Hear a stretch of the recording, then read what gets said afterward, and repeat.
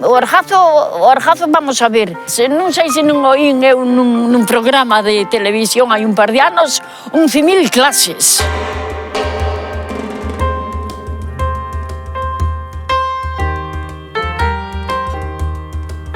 Sendo eu rapariga era pro campo, sendo eu rapariga, era todo pro campo. Viñan as do Rosal, nos carros dos bois, nos carros dos bois, a comprar Argazo aquí, a comprar pras leiras, pros campos.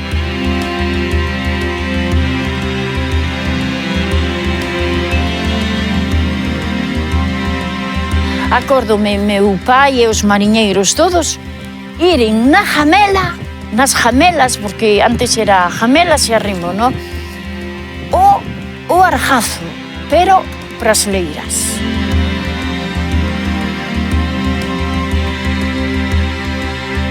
É un abono moi bo, ecológico. É un abono moi bo, moi bo, moi bo. Eu sigo botándolle Argazo ás dúas leiriñas que traballo, E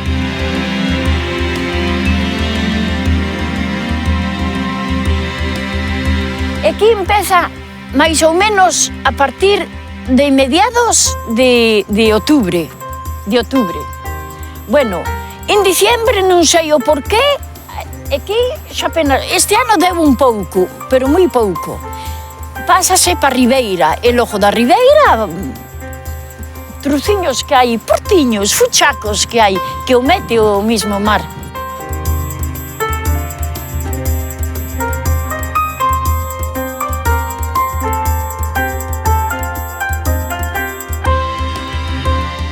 Aguanta asa, eu recordo no, que anduve, de feito non hai tantos anos, hasta o mes de marzo.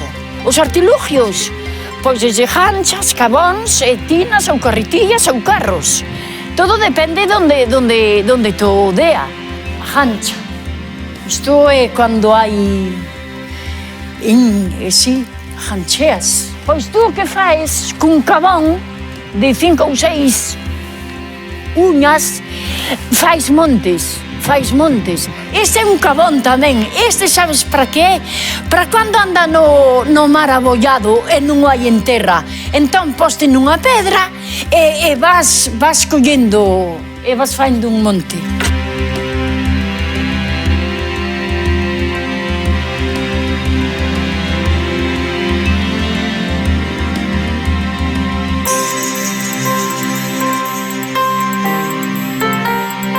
Porque aquí non podes vir cunha carretilla por as pedras.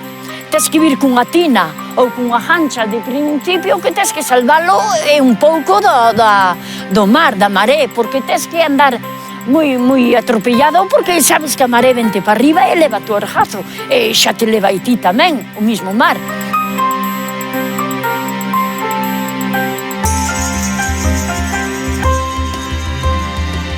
Entón, que tes que faer? Faer montes, janchear, e logo, cando miras xa que non podes máis, que estás hasta aquí, pois coller as tinas e subilo para donde podas.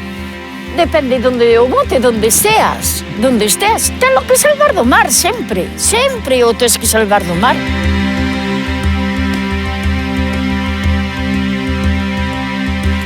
Cando yo hai, pois, dá moi limpiño aquí.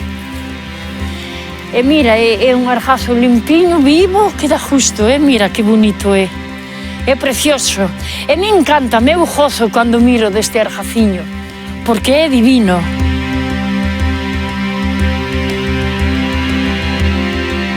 E logo, cando está xa empillado, que está fora do peligro do mar, tráelo pro tendal, e nada, esténdelo xa hai bo día. Se o solciño apreta un pouquiño que vaya e hai un airiño de sol, podelo sacar no día, dándolle voltas, dándolle voltas. Sempre tes que andar a movelo no día, pódete secar. Noutras veces no, queres máis de un día para secalo.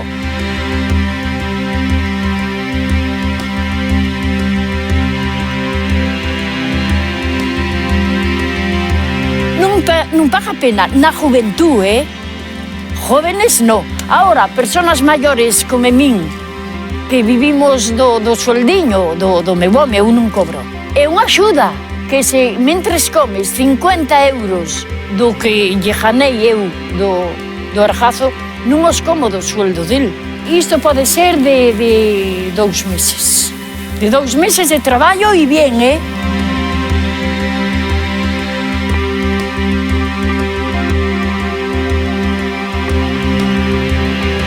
E para xuntar a tinas ou a carretillas un trator de argazo mollado, xa lle tes que dar, que non o xuntas no día.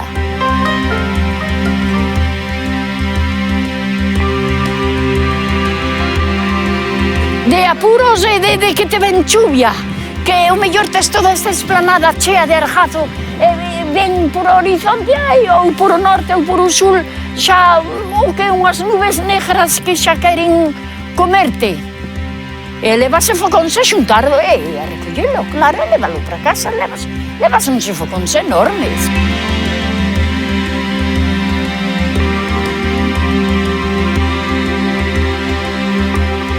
Non se me impón, non se me impón nada, dá en min. Tes que abrir o ollo un pouquiño.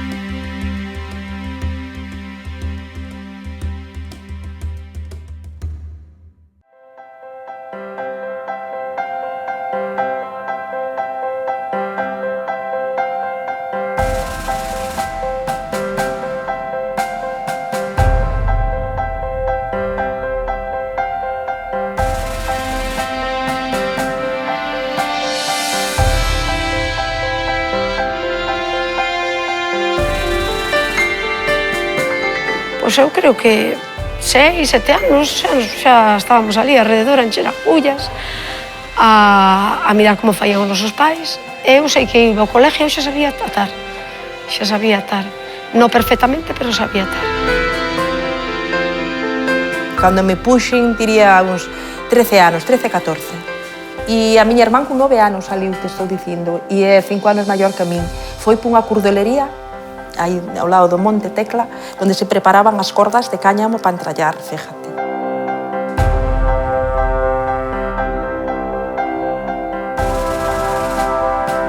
O meu pai era mariñeiro, o meu irmán era mariñeiro, entonces as redes todas que estaban na casa eran propias.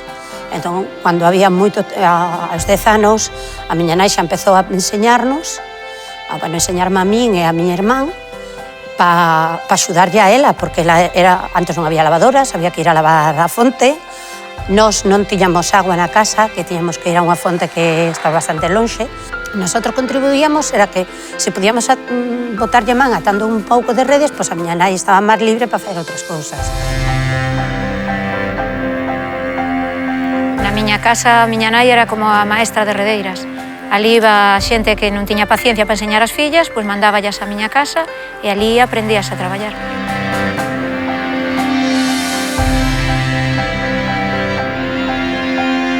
Eu empecé a traballar fora aos 12 anos, na casa moito antes. Home, eu era moi raparija, eu mirábame como esclavizada, porque tiña que ir ao colegio, entre a comida e o colegio, nós ainda tiñamos que ir traballar, tiñamos que ir a leña ao monte, tiñamos que mellor ir a coller, nos chamamos arjazo, pero chamanse hoxe en día, son algas, para vendelas, secalas e vendelas. E ainda había traballos no medio, facer cousas da casa tamén. Pasamos de ser pequenos a empezar a traballar. Eu penso que sempre traballei, o sea, desde que casi tiño uso de razón. A buscar agua, a encher fío, xa. Eu era a segunda, mi irmán lévame ano e medio, e as dúas levamos unha vida bastante dura, para sermos raparijas, bastante dura. Eu recordo a mi irmán con poucos anos, ir non a jamela os percebes, co meu pai e coa miña nai.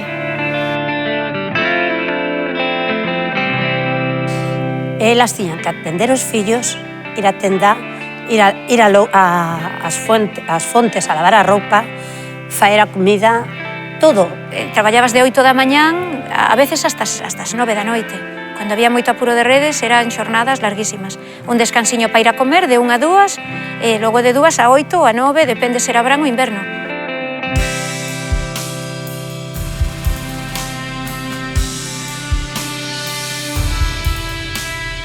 Os homes non iban á lonja, tiñan que ir as mulleres levar as cousas á lonja, porque non era traballo de homes ir á lonja, iban as mulleres. Eran moi machistas os homes, moi machistas demais. Para eles a rede non era unha cousa que se faía así tamén moi fácil. Isto é unha lampreira, que é a rede onde se colle a lamprea, aquí no río Miño. É solo daqui, o que se dice de Tomiño para baixo.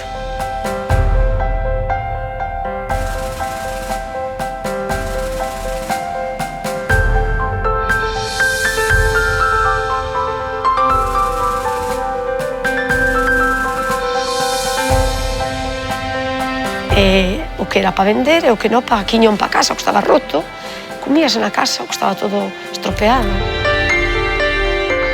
O traballo era bonito, sigue sendo bonito. O traballo é o mismo.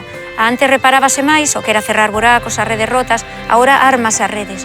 Agora a rede ben separada e o que hai que meterlle o pano. Agora traballase con tanza, antes era fío. O fío merecía pena reparalo, a tanza non.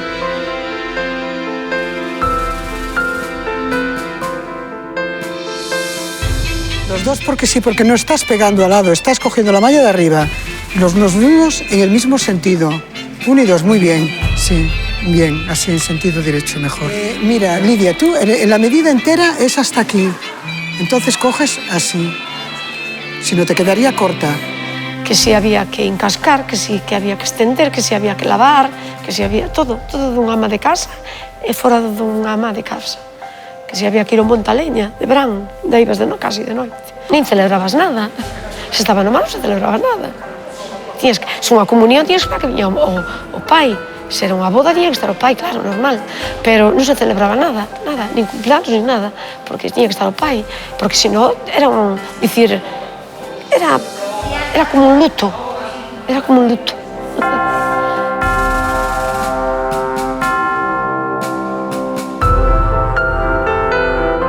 A casca facíase de salgueiros, a casca dos salgueiros de fora secaban aos da aldea e logo traían a pa aquí a vender. Entón iso, como se fora, petábalas, o sea, machacábalas, era unha pedra redonda cun mazo de madeira, tiñas que desfacela como se fora polvo.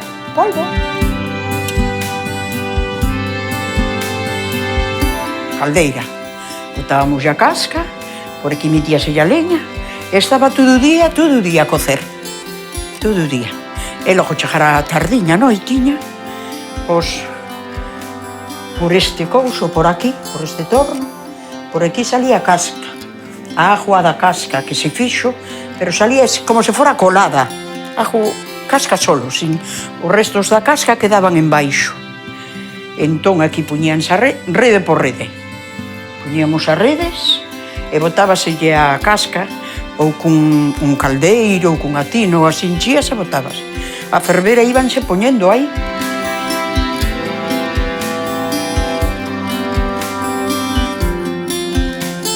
De derecha para izquierda entras por la parte de dentro. Mira, cortarías aquí, que te queda una malla. Mira, esta punta está suelta. Ahora nos fijamos, ¿dónde hay punta? Aquí no hay punta, mira. Esto lo dejamos de lateral. Uno, es como atar igual. Y ahora ya viene salado, que eso lo haces tú ya. O oficio de redeira é reparar unha red ou armala de novo. Esta é unha vitola, é para sujetar a corda e moitas veces tamén é para medir o pé ou a encola, como se chama.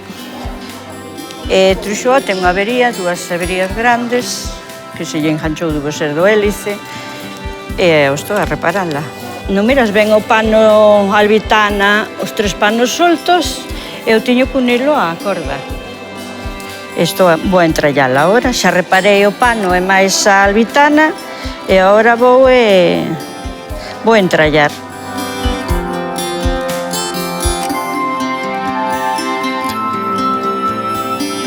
Cantábamos e logo contaban moitas historias de bruxedos e de historias así de antes, pero cantábamos moito.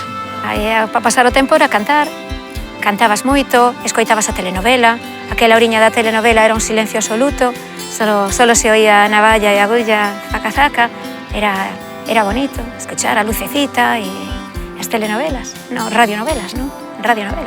Eu vivín a pobreza, a fome, pero gana de comer moitas cousas, sí. Gana de comer cousas que na miña casa non entraban, sí. E logo secábase o peixe de verán, había peixes que se podían secar para o inverno, para comer logo aqueles inverneiras que duraban 3 meses de chuvia, non podían, as jamelas non é como agora que iban con motores. O meu pai foi un dos primeiros que tuvo un motor. Entonces todo era, e nos vivíamos na punta de lá e as redes acarrexábanse na cabeza desde aquí. A mí xa me metían 3 redes na cabeza, sendo raparija, iba así.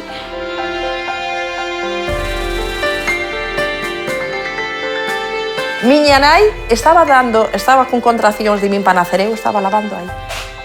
Un 19 de julio. Sempre o dice, o sea, sempre. O sea, dice que estaba para que se adiantara o parto, o sea. A tanzo que ten é que iso, que non podes nin, tes que fer, ves, mira, tes que fer doble nudo, o fer doble nudo, xa non tirar moito, pero senón xa rompe. Eso, cánsate, a tanza cansa máis a vista que o fío. O fío, por exemplo, isto, non? Que trencilla, isto dá justo. E se fora o pano de fío, tamén sería moito mellor. Como eran antiguamente, eran de fío. Entón, a veces a 7 da mañán xa se está aquí traballando. Logo marchas a 1 menos algo para preparar a comida, depende se tes nenos no instituto, se non tes, se xa son grandes, todo depende. Ou se tes o teu marido que te bota unha man a fer a comida, entón tamén é un alivio. Vas xustiño comer e volver. Pero claro, hai que botar moitas horas porque levas a casa tamén. A albitana é unha trampa máis ben po peixe, porque Unha vez se enrosca entre os 3 panos, os 3 panos enroscase de tal forma que o peixe é imposible que escape, porque isto é imposible. É unha trampa, non miras, o pano é moi finiño, o pano é finísimo, casi é transparente, a albitana tamén é moi fina. Isto é imposible, que unha vez se mete o peixe, enróscase, é moi difícil de que escape. Isto é entrelladura antigua. Agora colla a albitana de riba e a albitana de baixo e levo a corda. E agora entrallo.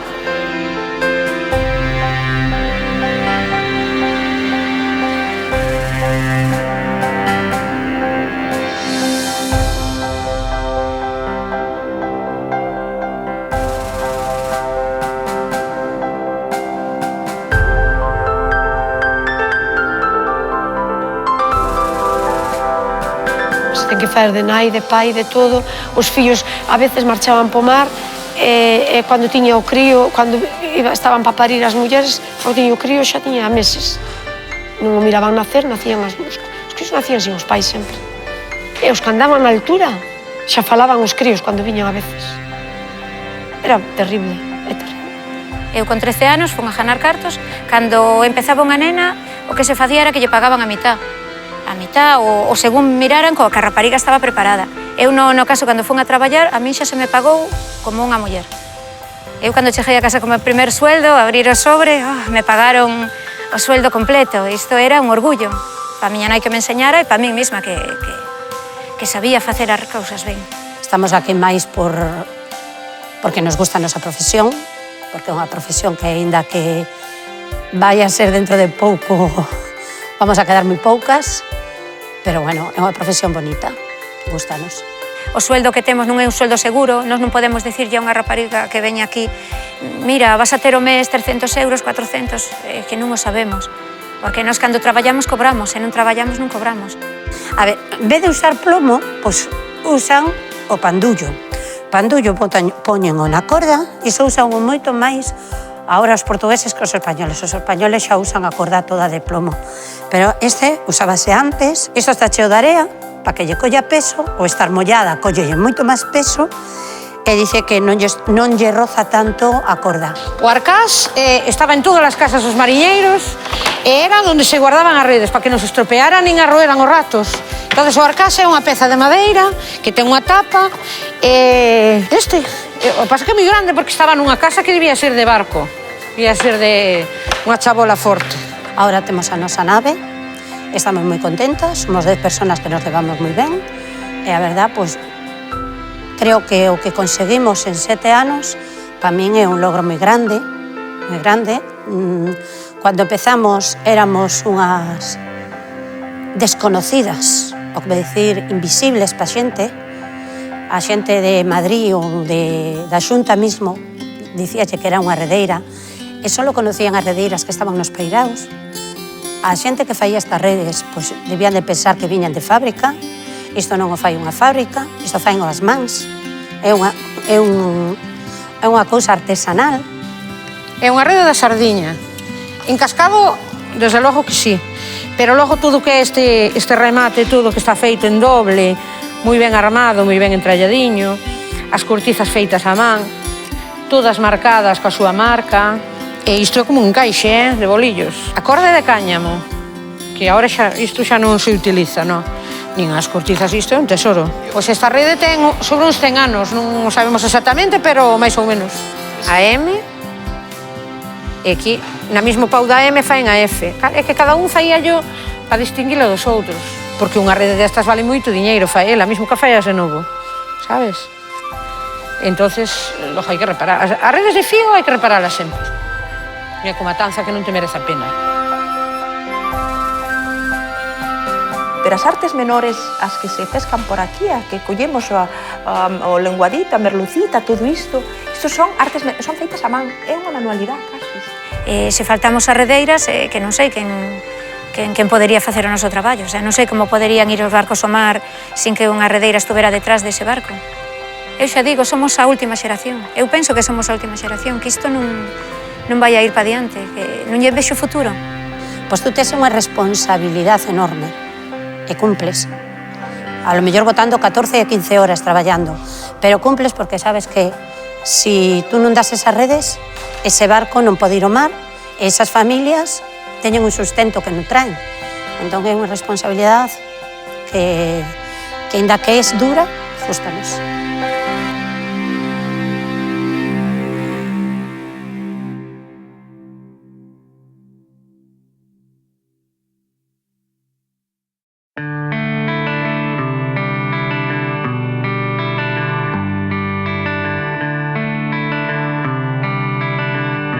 Home, eu creo que o oficio pois, foi o de cordereiro, porque xa nací no medio do cáñamo, por tanto, creo que son máis cordereiro que outros oficios. Bueno, tiño entendido que a primeira cordelería dos Mallas se fixo eran escampados, o sea, campo aberto. Creo que foi da Alameda, por eu que teño ido.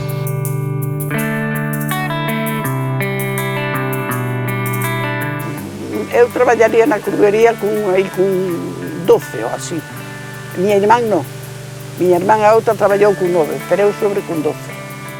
E fomos pouquinho a escola. Aos 9 anos xa andábamos a traballar na cordería.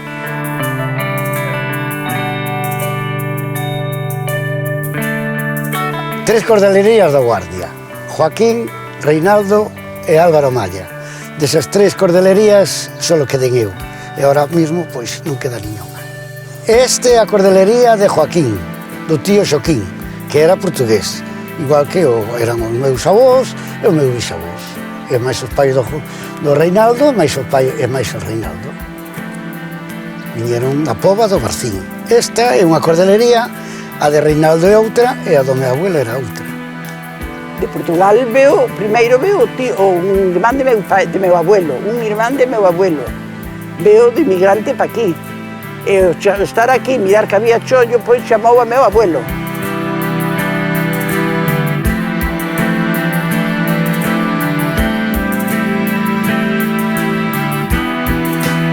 Prácticamente o oficio o aprendín do meu pai, a máis dos meus tíos e máis do meu abuelo. Pero claro, despois eu fun mencionando, fun mellorando, fun eu sacando meus estudios e entón foi cando a cordería empezou a ir a máis. 20 personas traballaron na nosa cordería, chegaron a ver, 20 personas. Outras veces menos. Nós hasta íbamos a traballar o domingo, porque había moito traballo daquela. A empresa xa tiña cerca de 30 ou 40 mulleres. Destas mozas que unhas ataban, e era o oficio que había aquí, ou atar ou a cordería.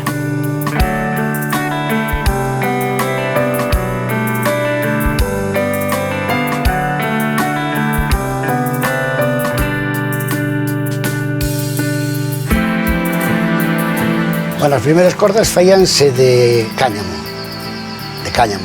Depois había moitos tipos de cáñamo, había o cáñamo para facer as cordas gordas de 8 ou 9 milímetros ou de 10 milímetros, era un cáñamo máis gordo, o sea, unha fibra máis gruesa. Despois, para facer liñas finiñas, como para palangre ou para buricheta. Había unha corda que chamaban buricheta, que esa era moi finiña, entón o cáñamo tiña que ser máis traballado, para que quedara, para poderlo sacar máis, para que correra máis finiño. Logo había outras cordas que se faían cun cáñamo máis espeso, máis bravo. Rastrillalo, cardalo, para que o cáñamo soltara unha palliña que tiña, como se fora un polvillo, unha palliña, para que quedara, entón quedaba o cáñamo lisio, entón traballábase mellor. Isto é un cáñamo para facer cordas gruesas. Despois, este cáñamo, se quería, había máis cáñamo, entón había un rastrillo que faíase así, e rastrillaba, e quedaba isto, quedaba pulidiño, entonces metías para facer as cordas máis finas. Entonces metías así, e ao meter así, ibas fiando. Conforme ibas sacando, ibas fiando, e a volta viñas baixando, e ibas tirando. Este era o cáñamo.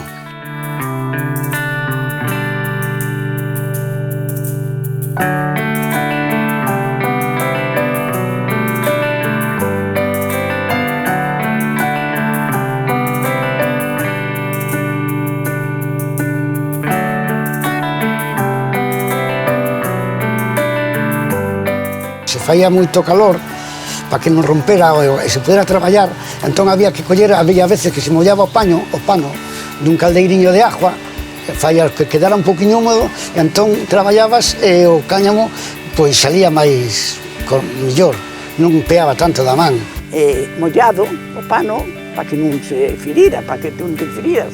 E ibas andando para atrás, hasta faer a corda, 100 metros de largo. A roda estaba na entrada da cordería, sempre. Había unha muller que daba roda, ali. Entón había uns bulchetes que andaban así, que era o que faía andar o fío.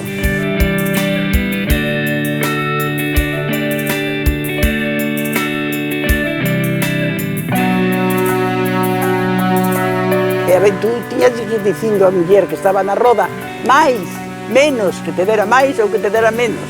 Mira, aquí hai un gancho que isto era para as cordas gordas, grandes.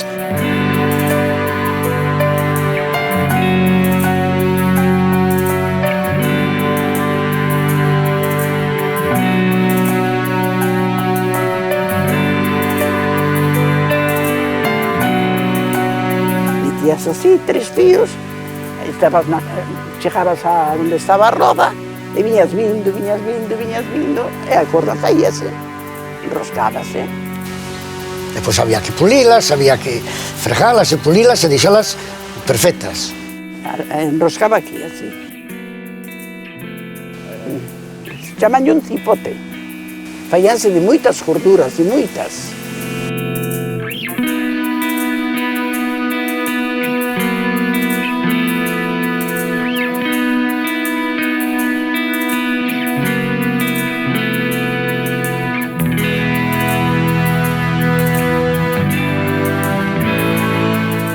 A cocha é a torsión. A torsión, claro, en castellano é torsión, pero en galego é cocha. Nos dice, bueno, mira, Maya, quero que me días a cochilla que sea menos dura, máis blandiña. Si, logo apretábanse, logo tirábase por ela moito. Tirábase todo canto se pudera pola corda. Había cordas que iban máis flojas, outras máis apretadas, e xa a cousa de meu pai, no, que xa sabía como tiña que faer iso. E isto tiña cocha, levaba así máis cocha, cuanto máis cocha levara, collía máis torsión, entón era máis dura. Por iso que as cordas de fábrica, os mariñeiros da Guardia, todo iso non as querían, porque non lle daban esa torsión, esa cocha que eles querían. Porque do mar, claro, o mar hai baixos e altos, e hai corrientes. E se tú non tes unha corda que sea duriña, que abra a rede, pois prácticamente a rede encóllese, xuntas. Ou xuntarse a rede, o peixe non malla.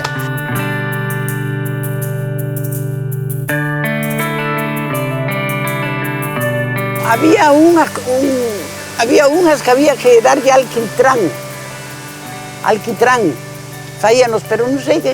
Nós tuvemos unha máquina de alquitrán e viñan as outras cruderías a alquitranáranos porque eles non tiñan. Pero non sei para que era esa corda. Esas de que iban po arrastre, iban das vacas, pois esas tiñan que ir enquitranadas porque ali non podían lavar, nin podían poñelas a secar, nin esas redes e as cordas tiñan que levar outro produto. Entón botábaselle ese alquitrán. Era como se fora un alquitrán, como se fora unha capa plastificada, que iso non deixaba entrar a humedad. Tiñamos unha carretilla de madeira grande, cargábanos la de feixes, eu máis miña irmán, íbamos coa carretilla por a carretera abaixo, leválos a donde había que mandalas para Vigo.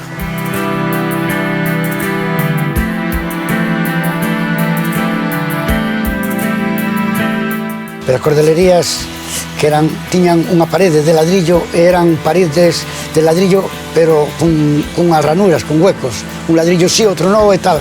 Por que? Para que tuvera ventilación,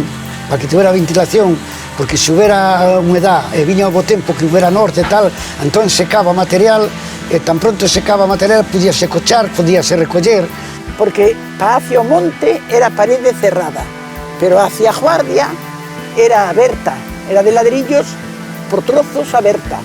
Entraba o vento, que aquilo, madre mía, non se paraba. Home, para pasar o frío, pasaba bastante frío, collían os amañóns e tal, porque as mans tiñan que estar limpias.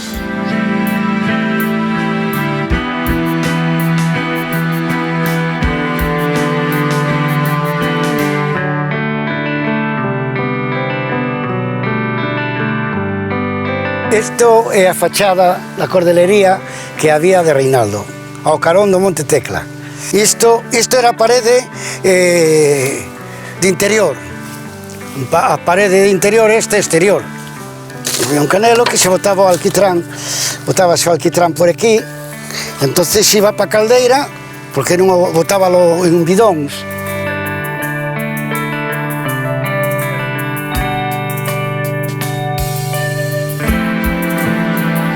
O problema que tiña esa cordelería que unha que era do monte e outra que o acceso era malo. E toda a tarde tiñanos que carregar agua para encher un bidón na cordoería, porque de verano non chovía e o bidón agotábase e había que enchelo, a vir por ese monte arriba, cargadiñas cunha tina na cabeza, toda a tarde de Dios. As cordelerías de Reinaldo, de Joaquín e máis do meu abuelo, pois, como era de casi, podemos decir, de familias portuguesa, pois entonces aquí comunicábanse. Que o finado abuelo máis o teu sogro era como se foran irmáns. Sí, toda a vida. Home, fixeron moitos traballos a xunta. Cando lle encargaban unha corda grande, pois facían entre os dous. Mira, quero material, pois traio eu para todos. Daqui hasta donde está o Banco Pastor. Hasta la Alameda. Todo polo couso puñan cousas. Mas alzas e faían a corda. Porque iso todo era leiras, eu acordo todo era leiras. Bueno, depois o seguinte material do cáñamo foi o nailo. Ve o nailo, e o nailo tirou co cáñamo. Este é o propio nailo, este é cando empezaron a vir as redes. As redes. E isto, pois prácticamente mételo da agua, deixalo aí tirado e non pasa nada. Pero o cáñamo non, este cáñamo xa non podes facer isto. Por qué? Porque isto ao mollalo, ao cabo de 8 días, pudriu. E despois xa empezou a vir o plástico, xa se empezaron a facer as cordas de plástico, que son as que hai, xa de outra maneira. Que esta é a corda do termallo, esta é a corda de plástico.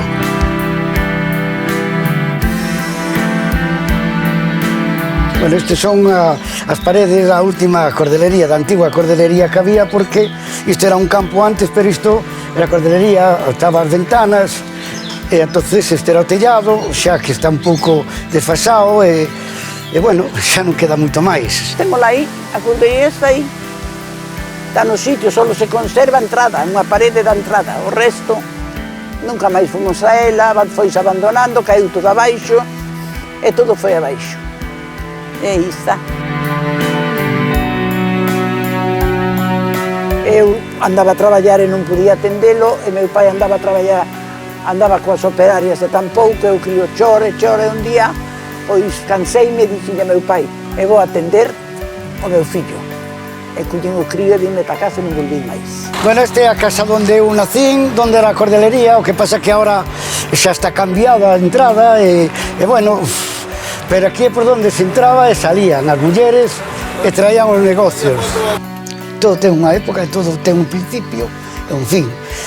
E depois xa empezou a vir o sistema americano. O sistema americano é como se fora un carrete de pesca que entra un fío por un lado e sale por outro. Entonces iso pasan por un ordenador e entra por un lado e vai disparando por outro. Por iso ahora con ordenadores, pois, quero, mira, bolla, pois bolla, quero carnada, quero un plomo. Entonces aí, cando morreu a cordelería. A última cordelería da Guardia, foi o último cordoeiro. Gusto ou non gusto é así, pero bueno, a vida. Eu non casei con ningún, casei con un arbañil de Brocha Gorda e pasábanos mal. Pero, por iso, pasábanos mal, pero o cine ainda íbanos. O cine íbanos o domingo.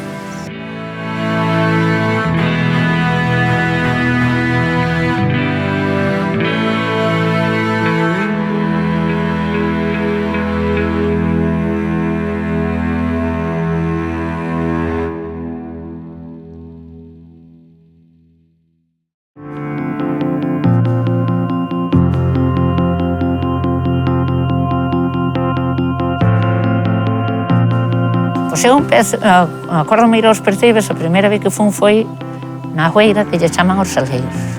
Non me recordo os quilos que collín. O único que me recorda que fixen 70 pesetas. E claro, 70 pesetas, pois xa era unha riqueza. figúrate tú, é toda contenta.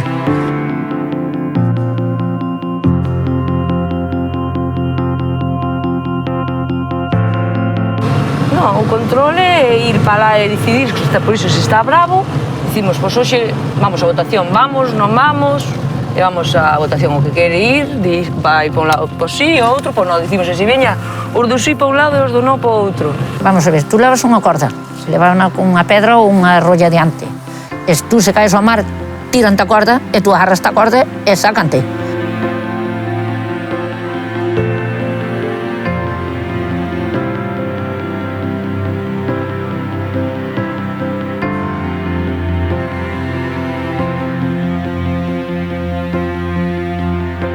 Pois ser moi rápida, podendo ser.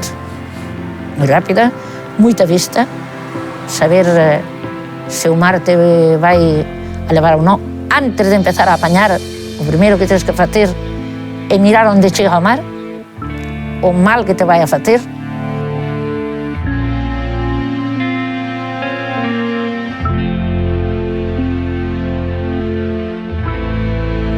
Cando é amarecer, deixo o día antes, cando nos chamamos por teléfono, e, bueno, pa onde vamos a ir? Va, pa ali. Logo, cando chegamos ali, o mellor non. Claro, dependemos do mar, sabes? Pensamos que o mellor podíamos traballar e non nos deixa. De calzado os pés polo chan. Descalzas, non había. E andabas polos cunchos, aunque os pés estaban duros, cortábanse cos cunchos. Clavaban as espiñas dos ourizos. Pero o neopreno nada, o neopreno hai cuestión de 10 anos, ou así, que usamos neopreno. 10 12, máis ou menos. E as mans, que non se levaban guantes, estaban cortadas totalmente polos cunchos e polos regos das pedras. Ás veces tamén agarrabas con esta man e dabas caferrada e cortabas no mellor un dedo. Porque, aparte, os percebes eu apañaba bastante baixo a agua, non? Entón, ao apañalos baixo da agua, tens que con esta man agarrarlos. Con esta darlle, porque se os apañas sin agarrar, marchante. Ainda algunhas veces te marchaban. E na mellor empezabas a acabar a piña e o mar non te daba tempo. Tiñas que, pes para que te quero, escapa. Pero senón o mar, levábate. As veces, cuántas veces escapas e deixas o percebe atrás? Porque o lleve, e logo leva o tomar, ou o que sea, porque tens que escapar. Ibas con a saia, e eran as saias que se unha tela que se facían a propósito para ir ao mar, porque senón as saias finas pegábanse tas pernas. Entón a saia tamén era un rollo, porque cando viña o mar, se estabas de frente, o mar podía te tirar. Entón había que procurar de porte de lado para que a agua pasara. Que ás veces arriesgamos moito, porque esperas a última hora, ainda me dá tempo para escapar. E ao mellor podes trompezar, ou porque xa te... Pero, bueno, sempre arriesgas moito, arriesgas. Parte o percebe é un traballo moi peligroso. Hai que estar atento, sí. Pasa ás veces... Fíaste, depende de como estar, pero o mar hai que estar atento. Eu, é como a minha maioría, claro, eu suelo estar atenta máis a maioría, pero ás veces despistaste, non? E además, depende con que xente que estés, xa sabes que este suele avisar a aquele, cuidado, avisamos unhas ás outras, sabes? Tú se miras moi bo percebe e dices, por que estar aquí? E iso é o primeiro que hai que fiarse. Sempre o mar hai que telo de vista, sempre.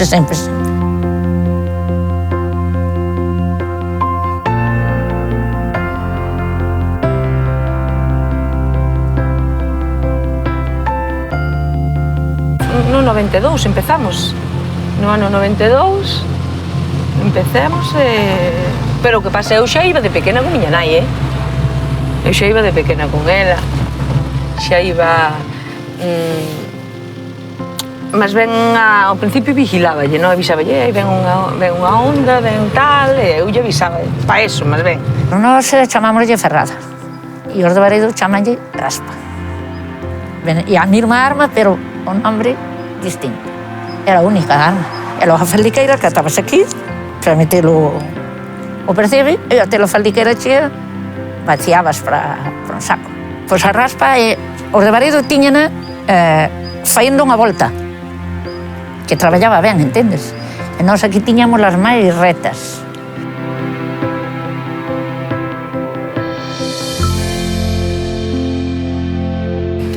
No inverno que pasas frío, aunque levas neopreno, non te fai, sabes, chega... pasas frío, Hai días que as mans non as aguantas, e prefieres, hai que metelas na agua antes de... porque está a agua máis quente do que fai fora, sabes? Sobre todo aí en Campo Santo, onde estuvemos hoxe, é o sitio máis frío que hai en inverno, moi frío.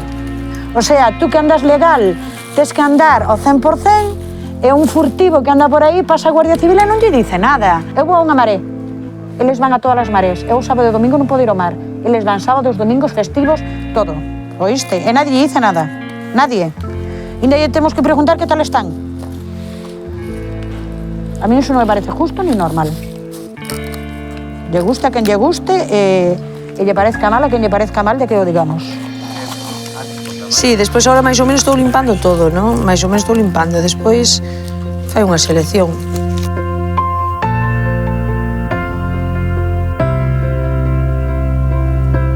Sí, a subaste á tarde, ás 4:30, e pois a subaste e os compradores van mirando, percebe que máis lle gusta.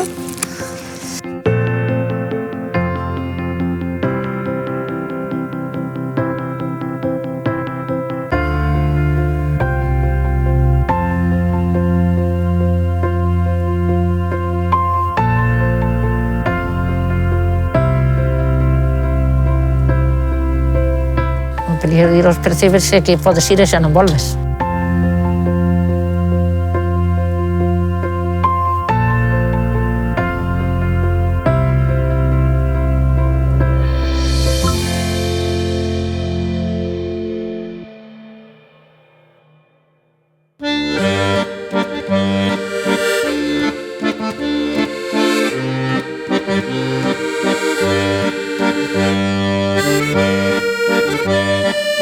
A Ribeira solo se dedica a faer barcos de madeira. Eso é a carpintería de Ribeira. O sea, chamanlle carpintería de Ribeira os que faen lanchas, bueno, gamelas, barcos, botes, eran os que eran os carpinteiros de Ribeira.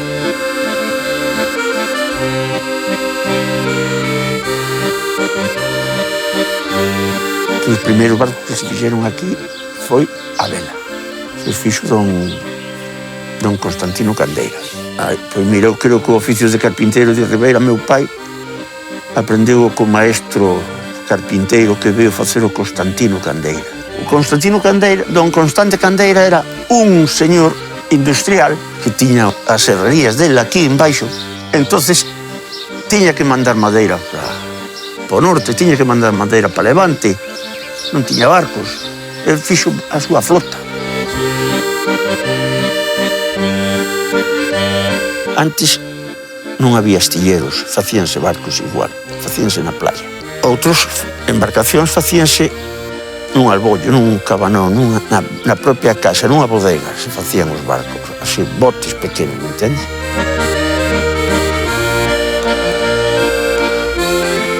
Bueno, no astillero, cuando era todo a man, entre aquí e Nos de Noia, 40 personas.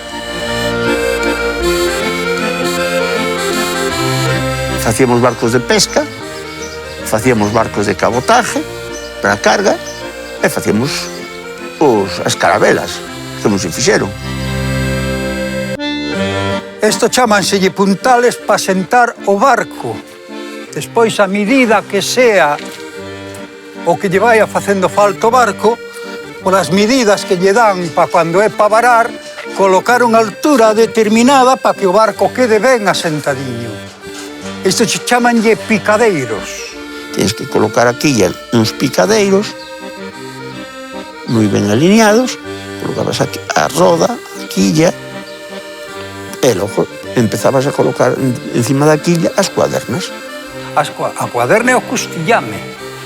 As costillas dos barcos chamanlle cuadernas. As cuadernas son as pezas, chamanlle costillas, o que fai a costillaje do barco, son as cuadernas que van de proa a popa en sentido transversal, que é onde se clava o banzo, onde se clava o forro do barco.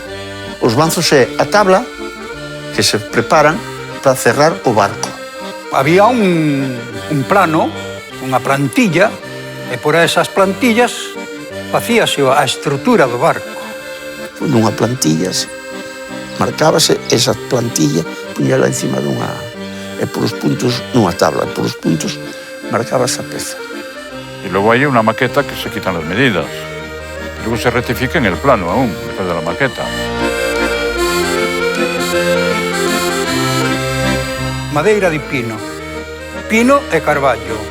Yo iba al monte a buscar las piezas especiales para la roda de proa, que yo cortaba un árbol que tuviese la curvatura ya adaptada para encastrar en la quilla.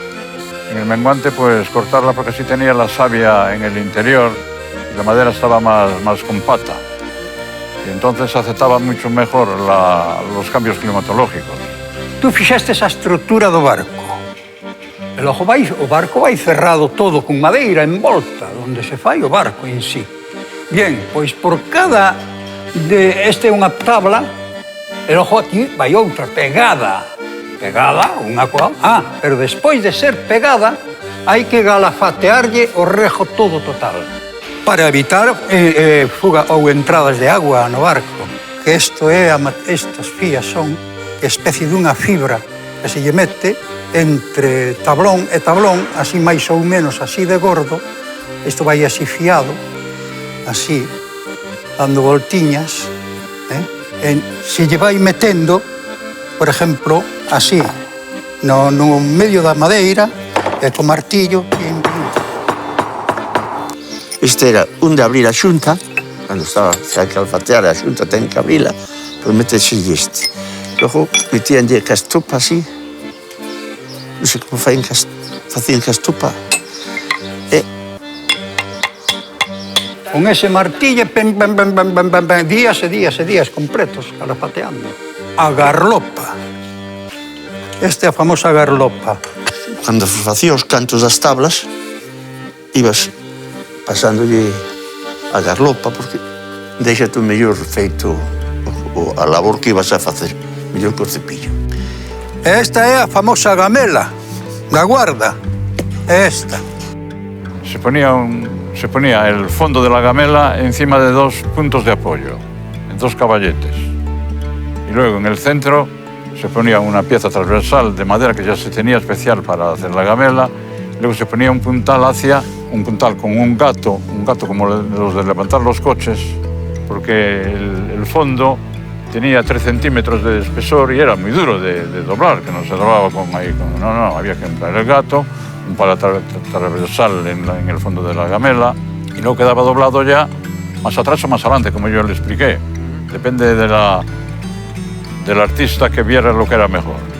As gamelas da Guardia eran máis anchas que as de Bayona, porque traballamos máis na costa e deles traballaban máis na ría, e eran máis pesadas e máis grandes.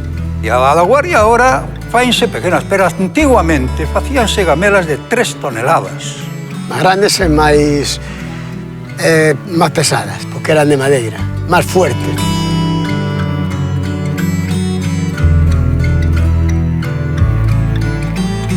Cando veo a gamela esta clásica que hai agora, a plástica, pois eu nunca anduve unha vela, pero iso non podo cunha vela que podían antes. Luego venía un marinero práctico en cortar velas. Na Guardia só había un tipo de vela. Esa que usan, a que se usou aquí sempre, a latina esa. As velas facíanse nas iglesias. Na iglesia, por qué? Porque era sombra e entonces apartábanse os bancos que están de rezar e entonces xa queda un espacio grande. Sí, 30 metros ou 31, a nosa tiña 31 metros, unha das velas quizá das máis grandes que había. Poñías unha punta aquí, outra aquí, outra aquí, outra aquí. Poñías unhas puntas en cada no penol, no puño, na escota. Entonces, logo, collíase o telar, desde arriba hasta baixo, e se poñendo. Que sobraba un anaco de tela de aquí, cortábase así. Logo poñíase outro, para baixo. Logo, con alfileres, íase apuntalando, isto, para que logo levarlo a costureira Paco, que era? Esas, o algodón era moi gordo, era un fío moi grande, pero miña nai tamén cosou velas. Son os rices. Este rices amarrábase cando había o vento, non? Amarrábase un co outro, así. Entón a vela recolle. E recollías este tamén, íanse amarrando, para cando era o vento normalmente de popa ou de medio través había moito. Sí, na lonja e na pazuela. Eran os sitios que había máis grandes e o espacio máis grande que había. A vela despois encascábase, a cual logo quedaba máis fuerte e mellor, e duraba máis, porque se deixamos o algodón sin cascar, dura pouco. Como mismo que se encascaban os aparellos, cascabas a vela. Non se levaban en blanco porque pudría e collía peolla, entón dase unha casca. E logo ten aquí dentro, como miras, ten aquí dentro unhas pías, que isto chamas a pía. Tiña 3 posicións. Podías ir aquí, na de proa, no medio, na de popa. Depende como te axeitar o vento.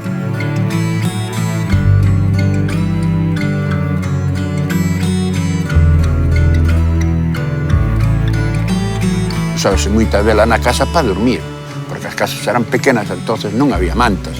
Entonces había sitios que dormían 4 ou 5 rapaces debaixo dunha vela e enriba dun arcás. O arcás era onde se agardaban os aparellos.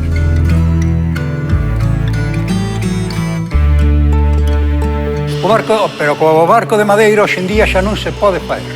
O sea, que non hai aserraderos, e para iso ten que ser de carballo, máis ben as quillas dos barcos. E hoxe en día carballos xa non se deixan cortar. E aí no astillero que quedan de carpinteros de Ribeira? Cando morra que? Pois acabarás con todo. É unha pena, unha cousa tan bonita como é a construción do barco de madeira, que teña que desaparecer. E tamén que a juventud non ten interés ningún en aprender, que ese é outro dos factores que tamén non... Pero ya no hay ningún joven que tenga, por ejemplo, de 30 años para abajo, de 40 para abajo, no hay nadie que sepa trabajar ya. Era de especialistas, era especializado. Ahora vaise perdendo, pero era moi sostificado, era moi bonito.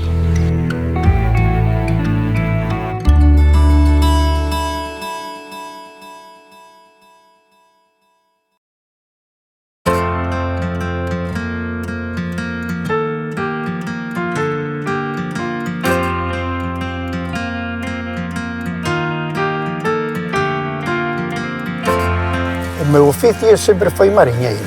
Toda a vida, eran os meus pais, eran meus irmáns e toda unha vida no mar. A primeira vez, con 13 anos. Sempre fun no mar, sempre. No mar. Mariñeiro, patrón de pesca. Foi o mar. Sempre o mar de pequeniño. 18 anos que me levaron para o mar. Principiei eu andar ao mar legítimamente. Os meus pais cedo, os 9, 10 anos.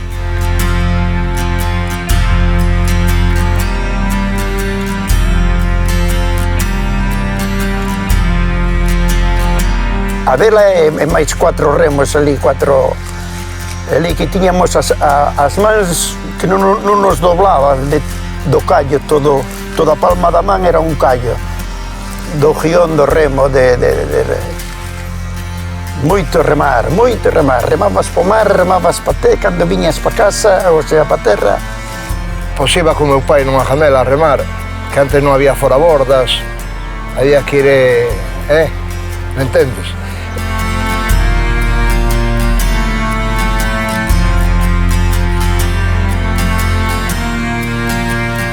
Duro, ahora unha jamela lévate 50 ou 60 ou 70 cabalos de forza, xa non levan remos, levan un motor.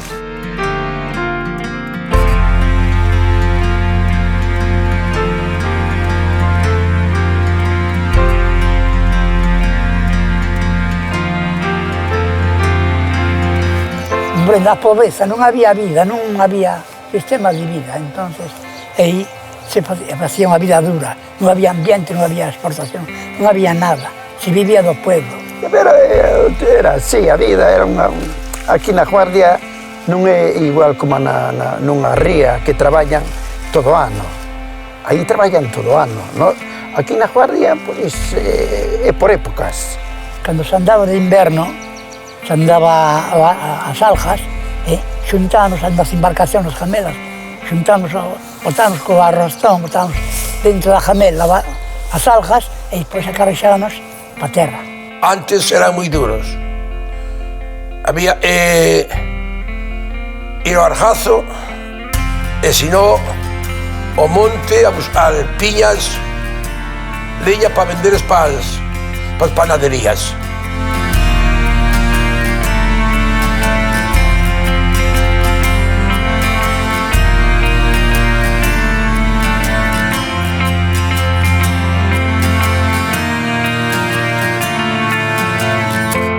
Traballei cun cáñamo, o problema que podría. Entonces usábamos unha tinta de salgueiro, de casca de salgueiro, que había que secala e logo petala despois de seca. Aí había unhas pías así redondas e cun mazos así de grande, un mango, e veña a zoutar ali dentro daquelo. Entón esa tinta protegía a rede.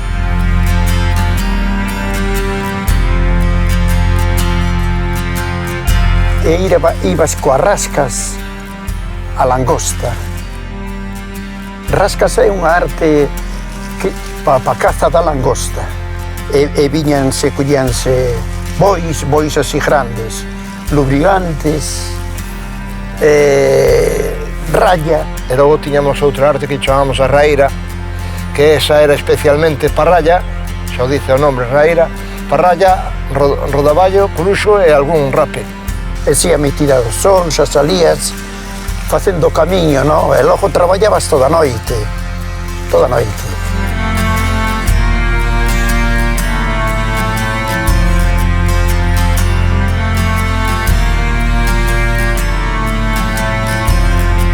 Na Pova do Brasil era onde construían moitos volanteiros. Os volanteiros parece que se facían na Pova, ou trouxeron os portugueses a facelos aquí.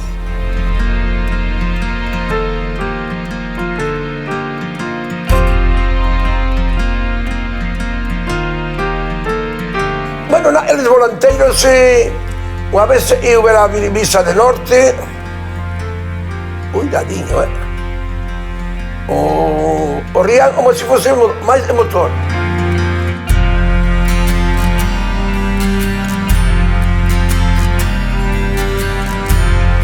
Un día de moito norte, con brisa de vento ao sul, a velame que tiñan 40 e tantos cuartas de vela, pois chegaba a botar cerca de 8 millas. Los grandes, eran máis grandes, eran de 12 homes. E levaban un vintureiro. Un vintureiro era un rapaz. O rapaz era como os rapaces que antes dos barcos. Era o que limpiaba o barco, que organizaba, que puña todo ben, para que non mira a xente. E o rapaz aquel ganaba un meu quiñonciño deses, Un quiñón podían ser unha dúcia de xurelos que te daba o armador.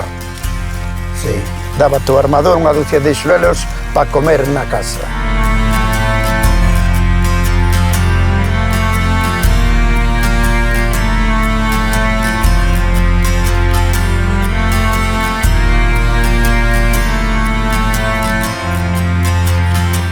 Despois dos volanteiros, viñeron os barcos de vapor, máquinas de vapor. Nos 58 fomos comprar o barco Jorobe, un barquiño pequeno. Eu e máis meu cuñado, valenos 70.000 pesetas o barco.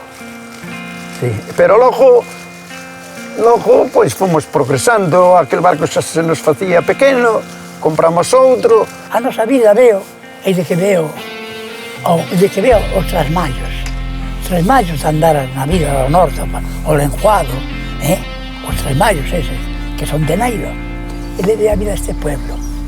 E depois veo os barcos da Merluza, os barcos grandes, que andaban a Portugal, andaban a Merluza. aparellos de nylon xa. Entón aí ve a vida.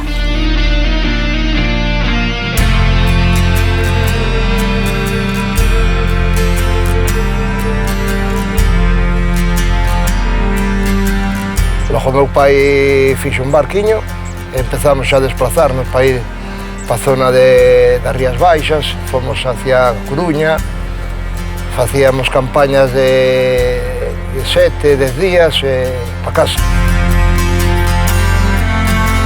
Logo ese xa íbamos ao lenguado, corríamos a costa portuguesa, entonces andábamos por aquí, cerquiña, andábamos tamén a pescar as fanecas, andábamos con redes, para a langosta, para rodaballo. Cosas mayos, íbamos a Camariñas, a Muxía, a Laxes, a como chaman, hasta a Ustegal, todo aquilo, de Ribadeo para baixo. Dos puertos traballan os guardeses.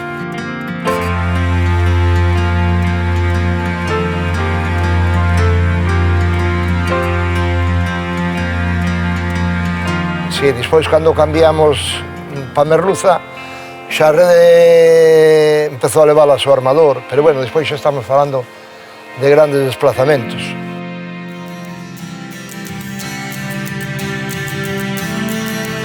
O armador que tiña que pagar gastos de gasoil, aceites, reparacións. Mira, eu empecé a andar aos 14 anos o mar. Antiguamente o patrón, iba a decir dictadura, pero exacto, esa é a palabra. Un pouco en dictadura sobre o mariñeiro. Por exemplo, no meu barco nos anos 75, que empecé, xa era democrática a cousa. Non había esa diferencia, xa non mando de impoñer, non. Se preguntaba, pero o patrón sempre decidía a zona onde iba a pescar, claro.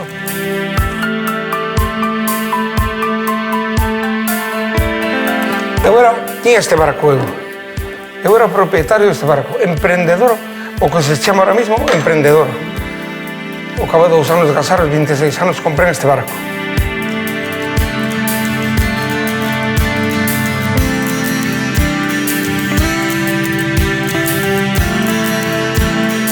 Eu, daquela, con 6 homens máis, 7 homens máis, 8, fomos a Marruecos, donde os barcos que andaban a Merluza, coas redes da Merluza, dice que lle viñan langostas, a veces enganchadas. Unha cantidad de langostas se descubriu bárbara. Que naquela primeira marea aquí se ganaban 5.000 pesetas, 8 días de mar, en Portugal.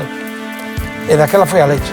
Xa unhas 70.000 pesetas cada mariñeiro, cando aquí se ganaban 5.000. E nós, os 8 aventureros que fomos, o bar fomos sin preparar. E ao chegar aquí a lonja, a primeira marea, sacamos 800 largos de langosta viva.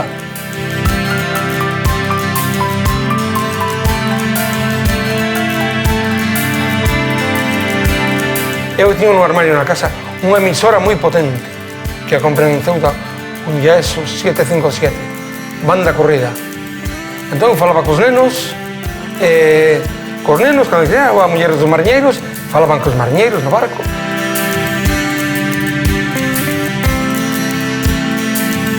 Bueno, cando era rapaz, se iba por 10 días a esta zona 6 do norte de Laxe, e ter 5 aladas, 5 lances, se iba a vender no barco a Coruña.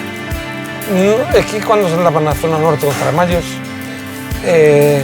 salías a romper o día de puerto, e sobre as 3, 4 da tarde xa estabas a entrar outra vez. En cambio, cando se andaba o palangre, era difícil, máis difícil, xa máis duro a vida. Ibas a pescar ao profundo, onde a plataforma continental cae para baixo.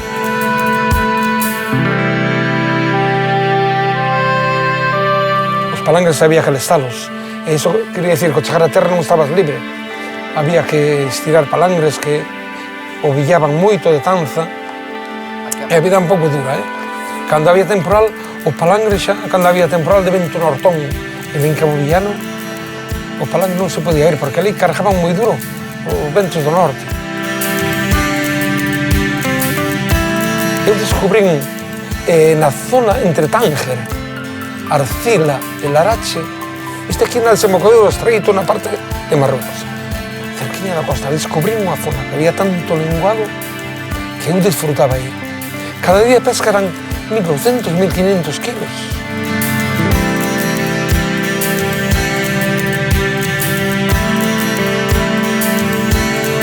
Cando fui pescar para Marruecos, víamos a casa cada 3 meses. E as mulleres que daban aquí, cando viñas os niños, 3 meses non te conocían, choraban, os pequeninos, non conocía o pai. Sí, era moi duro. Caramba, creceron os fillos sin darme de conta, casi. Cando me de conta tiña fillos de 25 anos, fillas, e eu non compartía a vida con elas.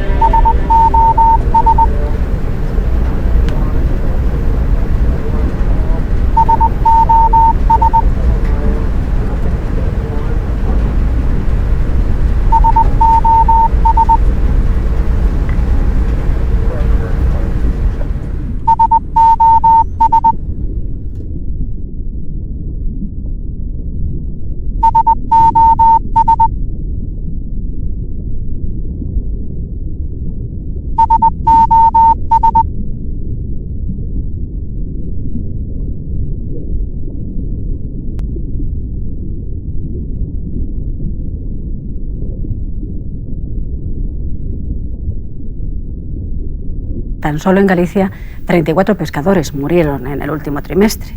Así las cosas, el miedo es ya un tripulante más a bordo de los pesqueros gallegos, donde la media de accidentes mortales supera ampliamente a la de cualquier otra profesión en tierra.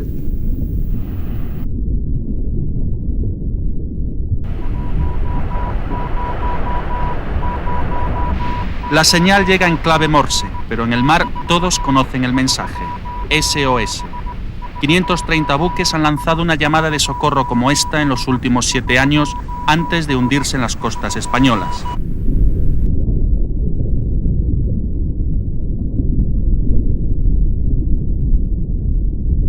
Nueve mujeres estrenaron luto a mediados de diciembre en La Guardia, el último puerto gallego en la frontera con Portugal.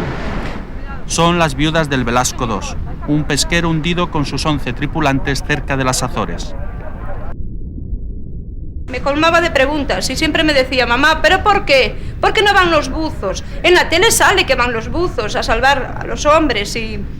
Pero es que ya no sabía ni qué contestarle. La verdad es esa, porque los niños no lo entienden y se irá haciendo la idea poco a poco.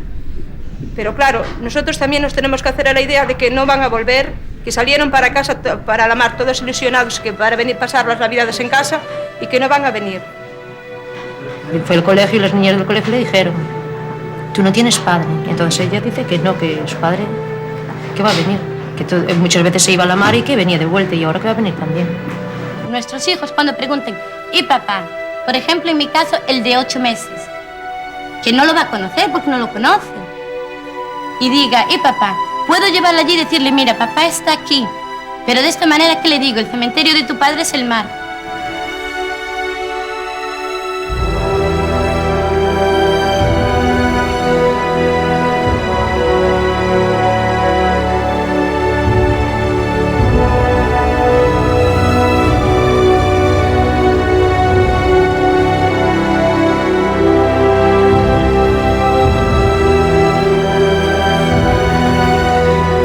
Do Velasco foi, eles viñan de fora,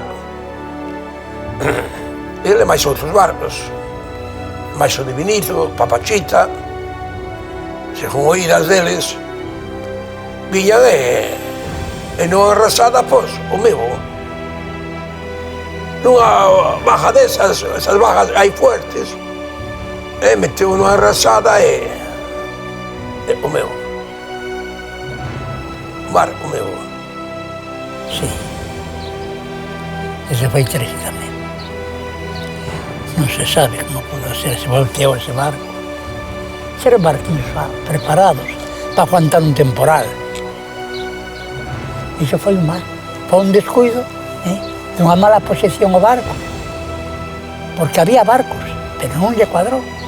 E cosemos ese andazo de mar, meteulle a borda, e de aí o barco volcou.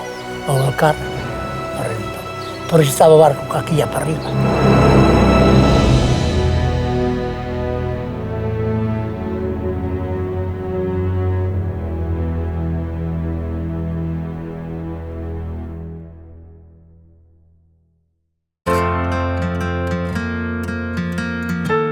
Nunha ocasión era con vento norte, estábamos aquí en Portugal.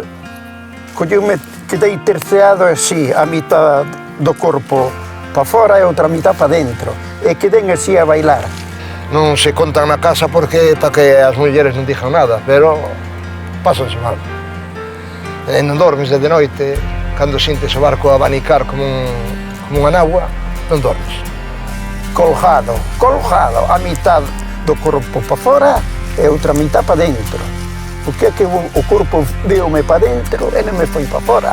E foi da maneira que salvei a vida, Se hai un marinheiro a agua nunha jalana desas, non tens de volta para atrás, tens de seguir viaxe. Por eso dar voltas para atrás e riviras, vai te homer tío mar. Vai homer o mar o mismo. É como ir ao presebe. E a vida ao presebe é moi peligrosa, pero a ambición, como vale, como quita peseta para comer, para vivir, pues van. Pero olvídanse do que vale a vida.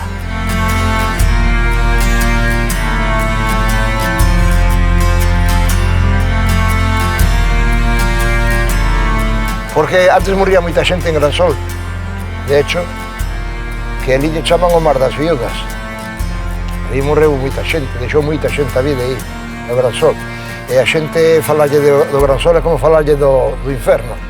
Claro, barcos abertos, caían ao mar, e xa non os collías, hipotermias e todo eso. Oxe, non. Os barcos están moi cerrados, oxe hai moita seguridade. O barco cerrado trabajan bajo cubierta. Por onde entra o aparello é o único sitio que pode traer un golpe de mar. Os barcos cerrados. É outra seguridade para a xente, pero que antes era aberto. Igual te viña un golpe de mar e te barría aparellos e xente.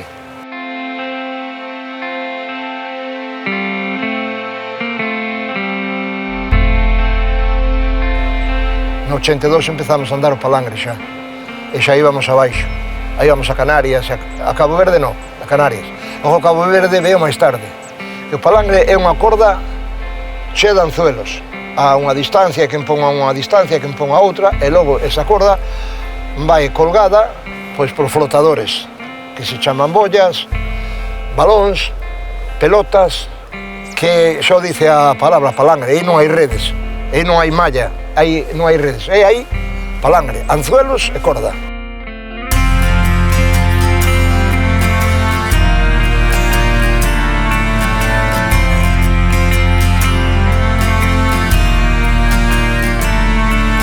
E o palangre pois non era tan costoso. Sí, o palangre encarecía o cebo, o palangre ten que levar cebo, e o palangre logo sí que encareceu, porque xa empezamos a poñerlle transmisores, meter aladores, porque antes alábamos a man o palangre.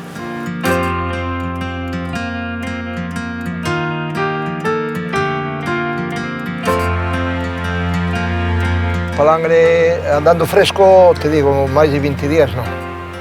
Logo congelado, sí. Xa saltamos pa un mes, logo pa 2 e logo pa 3. Sí, bueno, hai barcos de 5, depende da autonomía que teña cada barco. Da capacidade de bodega, e capacidade de consumo. Pois sí, pois chegamos a ter 70 e tantos barcos na Guardia. Non sei que os que habrá ahora, pero ainda hai bastantes, Temos barcos no Índico, no Pacífico, no Atlántico Sur, no Atlántico Norte, pero casi todos son do peixe espada. Ahora cambiamos todos a rede e deixámola. Entón dedicámonos ao palangre. Yo corrí del Canadá todo para abajo, por la parte del Caribe todo para abajo, hasta Brasil, hasta la frontera de Uruguay, todos de Suriname hasta Norteamérica, hasta Portland, Boston, Florida, Nueva Orleans.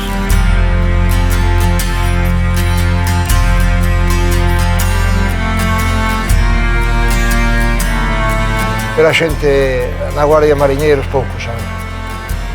Os mariñeiros creo que están aquí nas artesanales, pero a xente de botar 3 meses de mar non entende. Eu se tuvera que volver ao mar, pois de primeiras pensaría que non iría, pero se despois a necesidade me obrigada, non queda máis remedio que ir. Querer manterse ou querer vivir agora hoxe en día do mar é casi un imposible. Eu non digo que sea o que haya sobrepesca, o que pasa é que nas artes menores debería de haber máis contemplación, máis para poder vivir, porque intermediarios, o precio do peixe, eu creo que o precio do peixe tiña que ter uns mínimos e non debería de baixar de aí. Sí, realmente aquí os que quedamos somos os artesanales. A ver, estamos nunha crisis moi dura, hoxe en día está moi mal, tanto en terra como en todos os lados, pero se tuvera outra saída non iría mal.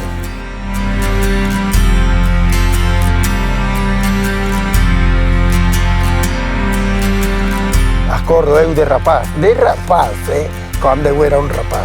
As aldeas a buscar un pouco de pan, un pouco de mazáns ou o que fora para poder comer. Non chegaremos nunca, aínda por moito que se poña isto patas arriba, como aquela non ven.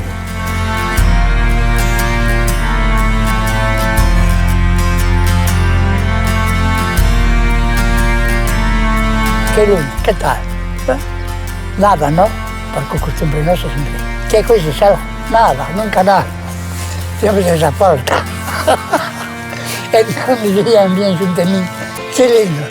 ¿Qué es algo? Nada, nada, todos viejos, nada. Siempre nada. Bueno, pues son de ser nada.